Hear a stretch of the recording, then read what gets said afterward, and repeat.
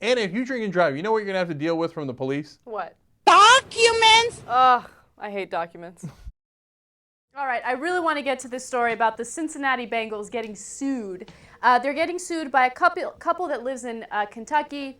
They went to a Bengals game back in 2009, and the woman, her name is Rebecca Dunn, claims that two drunk men behind her fell on her and they broke her $700 Oakley sunglasses, which is 100% false because there is no pair of Oakley sunglasses that cost $700. She also claims that she broke her nose and her finger. And the reason why she's suing the Bengals, the Paul Brown Stadium, and the vendors at the stadium is because she believes that they continue to give these individuals alcohol even though they were clearly intoxicated and they shouldn't have been drinking. Cenk, thoughts? All right, I'm going to weigh in on how much I disagree with this woman. First, yeah, I feel bad. She got her finger broken, etc., etc. She lost me instantly when she started complaining about her $700 Oakley sunglasses that were smashed. All right, but that's not the main point here. Look, you want to. Sometimes guys fall on you, man, and you break your finger, and that sucks. Now, you want to sue those guys because they're drunken asses? Okay, I get it. You know, you had bills. That's totally fine. That's how the court system works, right? But suing the Bengals and the guys who were serving him beers, come on, man. Number one, there's no way they can do it. Is Carson Palmer supposed to stop in the middle of the game?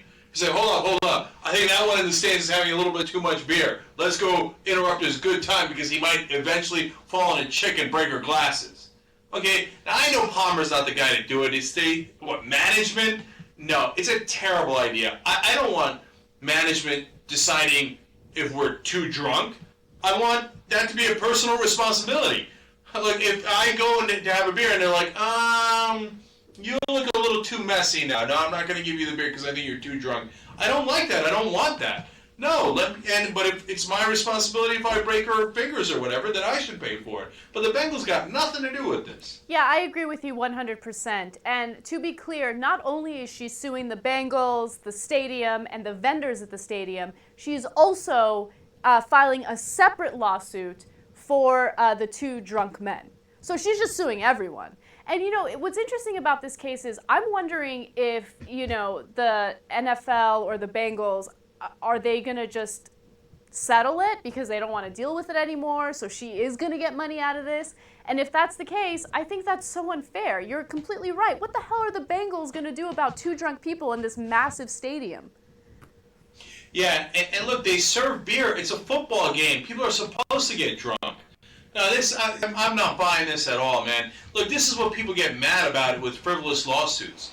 And again, suing the guys is perfectly fine. The only reason she's suing the Bengals and the whole stadium and all that is because they have deep pockets. And she knows that if she annoys them enough and harasses them enough, that they might just pay her to go away because it costs less than paying the lawyers. And I think that sucks. I think that we got to do something about that. I'd be willing to even put damages on her for bringing a frivolous lawsuit. You know, and this story reminded me of the story that we did on Ed Rendell earlier this week about how he was pissed off because one of the games was postponed until Tuesday.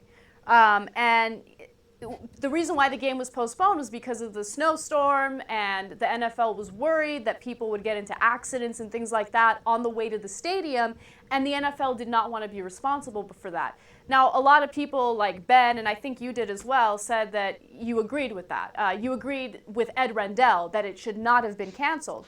But now you can kind of see why the NFL would want to cancel it, because who knows what kind of frivolous lawsuits would result from that. Right, oh my God, there was snow, somebody fell on me. Yeah, fuck off. People fall on you when there's snow sometimes. You know how many people fell on me in New York?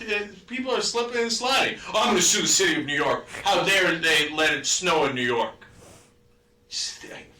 There's real lawsuits in the world, but they get, but clown ones like this allow people to then go overboard and limit all lawsuits. Even like when somebody messes you up in the middle of a surgery, etc. It's extremes of both kinds that do damage to us. And you know what's a disastrous idea? Drinking and driving? Bingo. How'd you know? What? Like, there's a number of reasons why, right? Obviously. Number one, if you get arrested, disaster on top of disaster. If you do get caught drunk driving, it'll cost you thousands of dollars. But put all that aside. What's much more important is if you wind up hurting somebody, you're never going to forgive yourself. That's the worst possible thing you could do. And you think like, oh, if I take a cab, it costs a lot of money. I know, believe me. You know me, I'm cheap, right? But I always think like, what if something went wrong? And my whole life I'd be thinking, why didn't I just take the cab? You don't have to go to any website, and you don't have to enter a TYT promo code. Just do not get behind the wheel after you've been drinking. Happy holidays.